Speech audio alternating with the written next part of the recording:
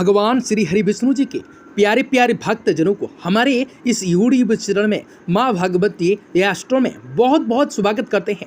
तो ये वीडियो आप सभी के लिए लेकर आए हैं जो कि बेहद खास बेहद इंपॉर्टेंट हो जाने वाले हैं, क्योंकि आज इस वीडियो में ना कोई राशिफल है, ना कोई एस्ट्रो सेग है, ना किसी भी प्रकार के हैं, जो कि ये बताएंगे बहुत ही कठिन जो होती हैं निर्जला एकादशी।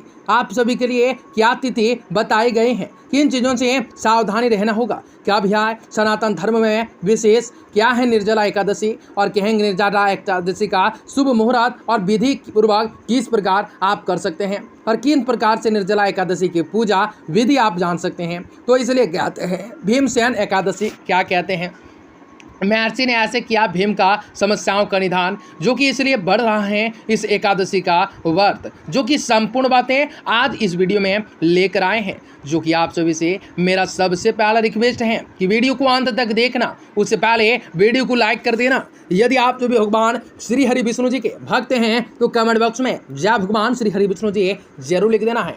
पहला नंबर यह बता दें, सनातन धर्म में विशेष है निर्जला एकादशी, जो कि सनातन धर्म में 24 एकादशी होती हैं। सभी का अपना अपना महत्व होता है, लेकिन ज्येष्ठ मास की शुक्ल पक्ष एकादशी तिथि को पड़ने वाली निर्जला एकादशी का विशेष महत्व माना गया है। इस एकादशी में पानी पीना पूर्णतः वर्जित किया गया है। यही वजह से इस एकादशी को निर्जला एकादशी कहा जाता है। धार्मिक मान्यता है कि इस एकादशी व्रत का करने से सभी 24 एकादशियों का फल मिल जाता है। तो आइए जानते हैं कब है निर्जला एकादशी, क्या है इसका शुभ मुहूर्त और महत्व क्या बताया गया है। निर्जला एकादशी का शुभ मुहूर्त विधि के अनुसार क्या दे। निर्जला एकादशी से को धार्मिक शास्त्रों में भीमसेन एकादशी के नाम से जाने जाते हैं। इस बार ये एकादशी 21 जून को सोमवार को पड़ रही है। निर्जला एकादशी की तिथि 20 जून को शाम 4:21 से आरंभ होंगी।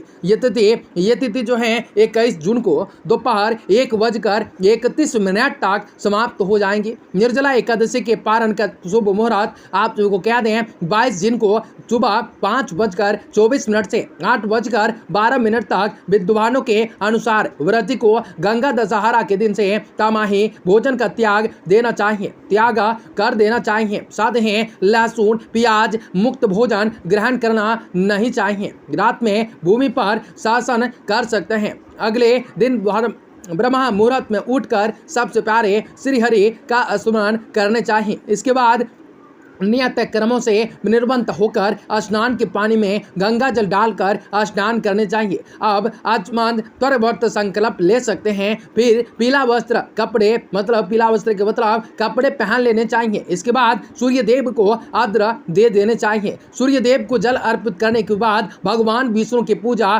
पीले पुष्प फल अक्षय दुर्वा चंदन से पूजा जरूर करें। फिर ओम नमः भगवते वासुदेवाय नमः मंत्र का जाप करें। इसके बाद निर्जली एकादशी की कथा करके आरती करें। इस दिन निर्जला उपवास रखने का विद्वान ये बताया गया है कि लेकिन मन में कोई संदेह हो या व्रत से संबंधित अन्य जानकारियां चाहिए हो तो विद्वानों से परामर्श ले लें। एकादशी के दिन शुद्ध होकर व्रत प्रारंभ मुहूर्त के समय खोलें, जिससे पहले भगवान विष्णु जी को भोग लगाएं। भोग में कुछ मीठा जरूर शामिल करें। इसके बाद सबसे पहले कह दें भगवान का प्रसाद सबको बांट दें, और कहेंगे ब्राह्मणों और जरूरतमंदों को यथाशक्ति दान दक्षिणा देकर स्वयं प्रसाद ग्रहण करें। ध्यान रहे व्रत खोलने के बाद ही आपको जल का सेवन करना चाहिए होगा। पौराणिक कथाओं के अनुसार जब महर्षि देवव्रत के पांडवों को चारों चतुर्थांश धर्म अर्थ काम और मोक्ष देने वाले एकादशी व्रत का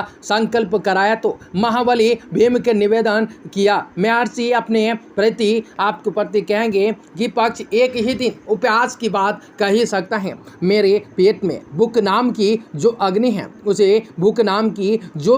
है उसे शांत रखने के लिए मुझे कई लोगों के बराबर और कई बार भोजन करना पड़ता है। तो क्या अपने ही इस भूख के कारण एकादशी जैसे पुण्य व्रत के वंचित रह जाऊंगा। 5वां नंबर यह है महर्षि ने ऐसे किया भीम का समस्याओं का निदान।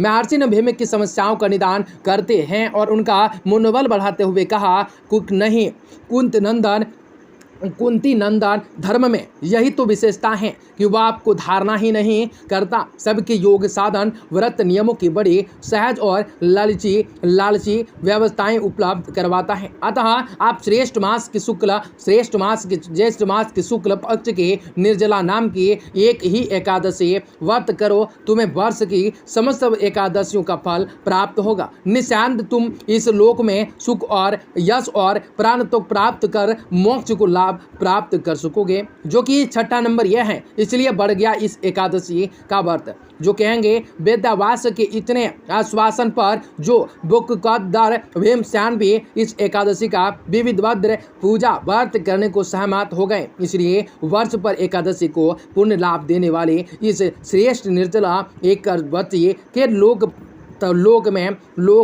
में पांडव एकादशी भीमसेनी एकादशी कहा जाता है। मान्यता है इस दिन जो निर्जल रहकर ब्राह्मण या जरूरतमंद व्यक्ति को शुद्ध पानी से भरा हुआ घड़ा दान करता है, उसे जीवन में कभी भी किसी बात की कमी नहीं होती, हमेशा सुख समृद्धि बनी रहती है। जीवन में किसी भी प्रकार की धन दौलत में या किसी भी चीज में आपको कमी देखने को नहीं मिलती।